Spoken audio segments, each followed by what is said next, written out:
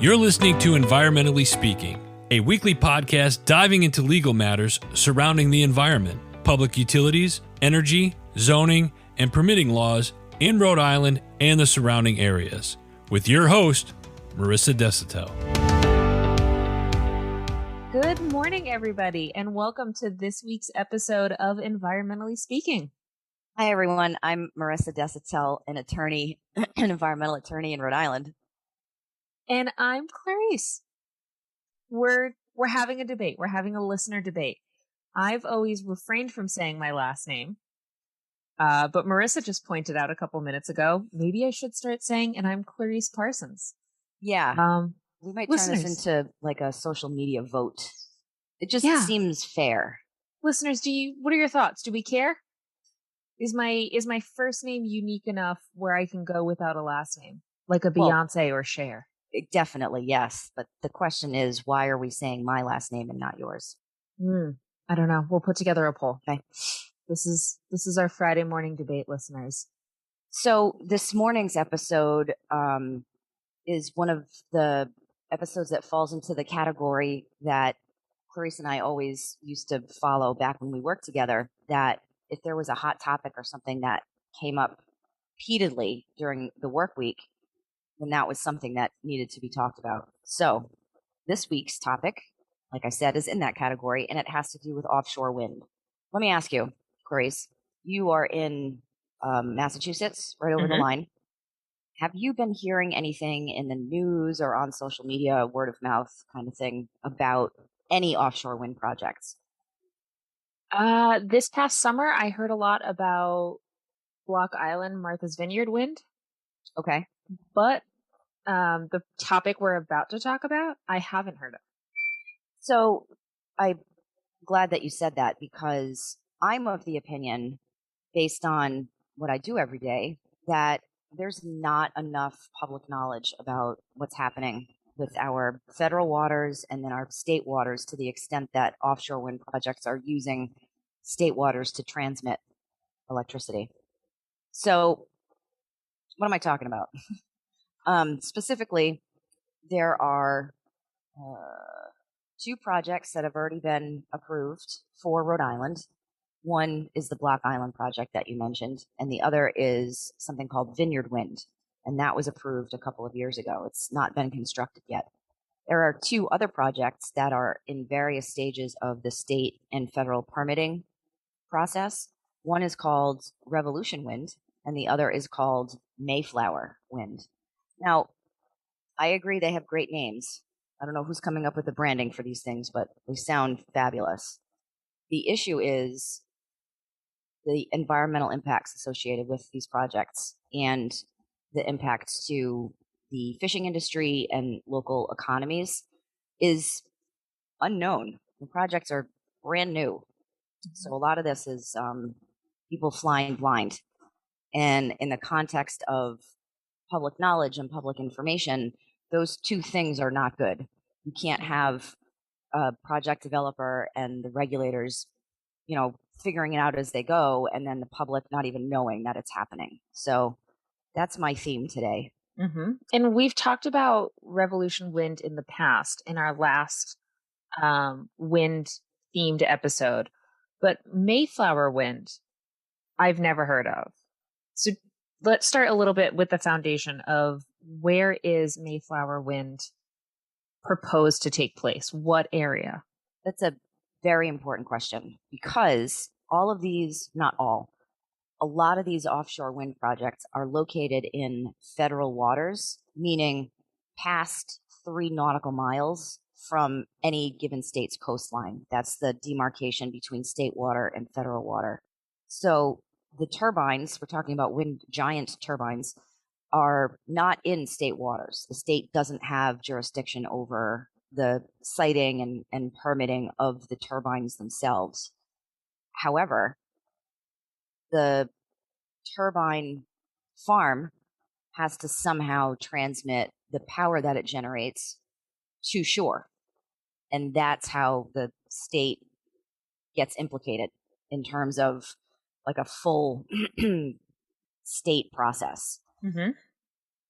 There's a lot of nuances here in terms of federal versus state, so I don't want to go down that rabbit hole too much, other than to say, as soon as any component of the project is located in state waters, that implicates a review by, depending on the facts and location, the Department of Environmental Management, the Coastal Resources Management Council, and something called the Energy Facilities Siting Board. And we've talked about this before in a very general sense of whether it is state or federal water, there needs to be some way to get that newly created power back to shore. So, just the idea of those cables need to run back to land, I think is in all of the jurisdictions that it crosses over is where we sort of get to the sticky point. But Mayflower Wind, from what I've recently read after I learned about this, is proposed to happen, correct me if I'm wrong, near Martha's Vineyard again? Yeah, this giant wind farm lease area is adjacent, and I think it's like 5 nautical miles in size in total. So there are a few different developers that are developing certain sections of the lease area, and it's a big area. Mayflower, and I recognize that you asked me a question about Mayflower, and I failed to answer it. But Mayflower is sited in this federal lease area with the cable proposed to run up the Sakonnet River, the West Passage, Sakonnet River. Mm-hmm. And there are coastal communities on each side of that. I was very surprised that I'm only aware of 2 municipalities that have been proactive about trying to engage with the Energy Facility Siting Board process. And I think it's because people just don't know enough about these projects to fully get involved. And I'm wondering, from your perspective, knowing that there is Vineyard Wind happening and now Mayflower Wind, and they're both, for those of us who don't know a lot of the details, hearing that they're both near Martha's Vineyard, it can get very confusing and conflated. So do you think that could be part of the reason why folks don't know about this? They hear, oh, there's a wind project near Martha's Vineyard, I know about this. And they don't take the time to learn which one, or that there is the possibility of a second one? That presupposes that the burden is on the average American citizen to dig into things. Mm-hmm. And I don't know in this context that I agree with that concept, because there is something called the public trust doctrine in this country. It's a common law concept, meaning that it came over from England. It's not in statute necessarily, but in Rhode Island, the state holds the access and use of water in something called the public trust. And that means that anybody can use it. Everybody can use it. Same goes for the federal government. They are stewards for federal water. Seeing as how this is a public resource, the ocean belongs to everyone, we take a really poor position when it comes to being stewards of the ocean. It's polluted, it's full of plastic, oil spills. It's not good. The federal government is taking it one step further, and I will not get on my soapbox about this, but the federal government has decided that they are going to lease a certain portion of the federal waters to private interests, and not even necessarily American companies. These are international foreign companies that are on the cutting edge of wind power, and they are executing lease agreements with the federal government and then putting themselves through the federal and state process to get approval for certain components of the infrastructure. So that's what's going on here. It's my opinion that it's incumbent upon the federal government and state government to notify citizens of what's going on. Now, the government will tell you, oh, we have public meetings and it's publicly noticed. And yeah, I just feel like this is so important a government should be doing a better job of explaining what it is that's happening, because all of a sudden these projects construction's going to start, and people are going to be shocked at the scope and size. And at that point, once the digging and the materials start getting sent out to site, that's the point where it's almost a little too late. The wheels have already turned. That review period's passed. So yes, that's exactly right. So it's important to start talking about this and looking at this now.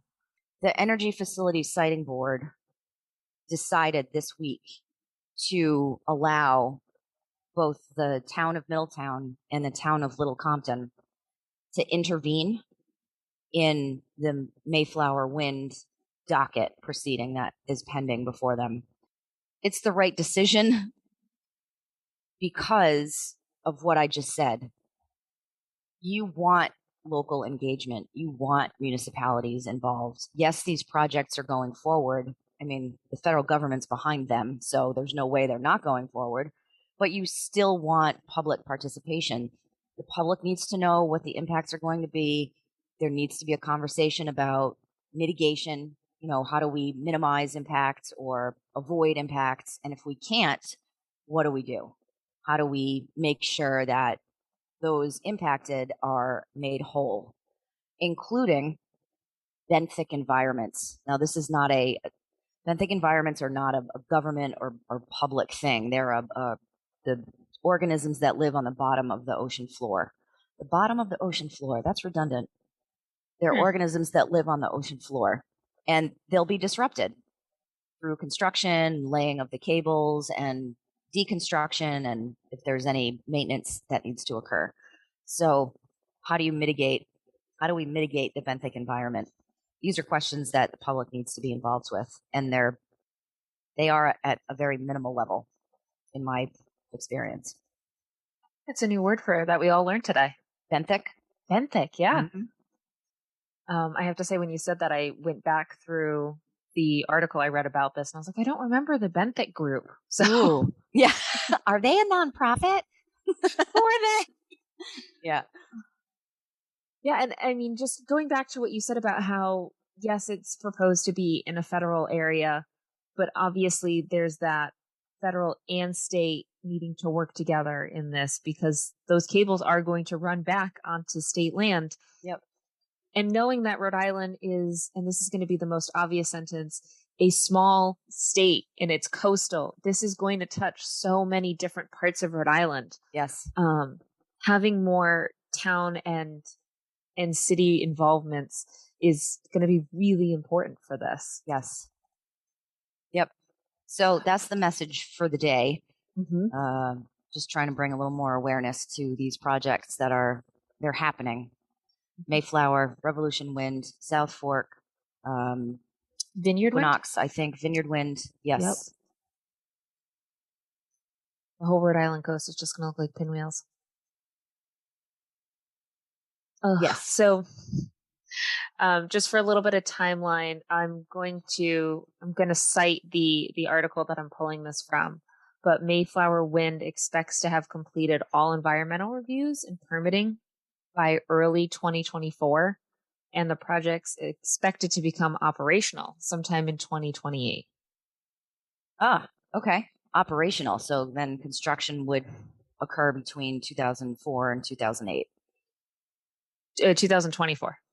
Excuse me, 2024, 2028. Very behind schedule otherwise. All right, folks. Well, if you want to hear more about Vineyard Wind or Mayflower, Revolution, all of these all sound like they could be sports team names. I know, right? I know. It's impressive. Yeah. If you want to hear more about the different wind farms or other forms of energy, or let us know if you've heard of this. Have you heard of the Mayflower Wind Project? If you have, how did you learn about it? Let us know. Hit us up on the socials. Our social media handle is Desitel Law. You can hit us up via email at help@desitelesq.com. And we'd love to hear. We'd love to hear if you know about Mayflower Wind and if you want to hear my last name repeatedly. Oh yeah, that's the important question. Have a good week, everybody. Bye. Thank you for listening to this episode of Environmentally Speaking. If you're in need of an environmental attorney, we are here to help. Call us at 401-477-0023 or visit our website at www.desautellaw.com. That's www.desautellaw.com.